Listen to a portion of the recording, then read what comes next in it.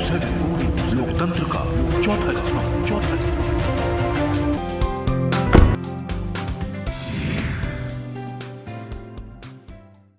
सवाल ये भी उठता है आसिफ साहब के आप क्योंकि पूरी तरीके से बिज़नेस में इन्वॉल्व हैं, आपने दूसरी खदमात भी समाजी तालीमी फील्ड में दी हैं, लेकिन यहाँ का चुनाव बिल्कुल मुख्तलिफ है, अलग है। आपके सामने जो है एक तरफ एक सियासी पार्टी के बड़े रहनुमा हैं, बड़े नुमाइंदे हैं, वो मुकाबिल हैं, एक रिटायर्ड IRS ऑफिसर हैं, वो मुकाबिल हैं, एक दूसरी तरफ सर्जन है, वो आपके मुकाबिल हैं।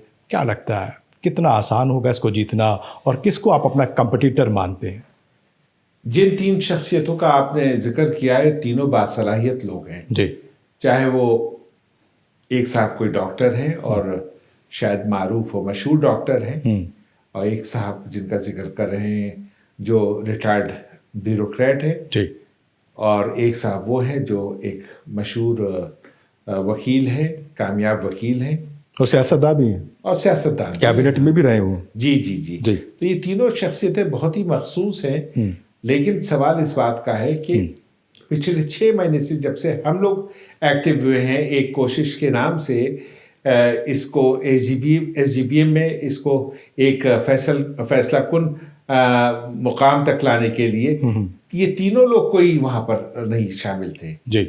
न ये तीनों जिनकी बात आप कर रहे हैं, ये SGPM में इन्होंने शायद वोट भी नहीं दिया है। एटलीस्ट 2 लोगों का तो पता ही है, और जो डॉक्टर साहब उनका नहीं मालूम कि उन्होंने वोट दिया था कि नहीं, लेकिन कम से कम जो रिटायर्ड IAS हैं, जो ब्यूरोक्रेट है वो, और जो मारूफ वकील या जो पॉलिटिशियन है, इन लोगों ने SGPM में वोट तक भी नहीं दिया था, जबकि इतना बड़ा मसला था जिसकी वजह से आज 1 साल से कोर्ट कचहरी की नौबत आ गई और करोड़ों रुपए खर्च हो गए, लेकिन इन लोगों ने कोई उसमें अपना रोल प्ले नहीं किया। अब अचानक 15 तारीख लास्ट डेट थी नॉमिनेशन की, और शायद क्या जहन में आया और अचानक वो नॉमिनेशन उन्होंने फाइल कर दिया, वो भी प्रेसिडेंशियल कैंडिडेट है जी। तो जाती तौर पे दे आर सक्सेसफुल पीपल, लेकिन इस सेंटर में वो कितना दे पाएंगे वक्त, और या क्या कर पाएंगे, उसके बारे में हमको बहुत डाउट है। और बड़ा सवाल हमारे जहन में नहीं है, लोगों के जहन में भी ये सवाल है कि इनके पास देने के लिए है क्या जी।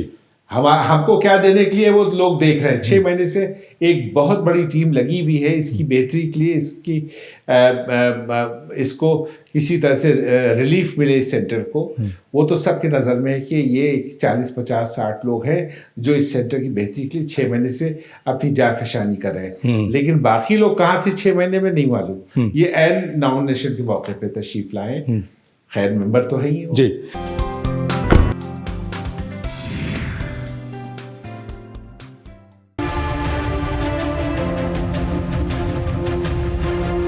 मीडिया 24/7 लोकतंत्र का चौथा स्तंभ।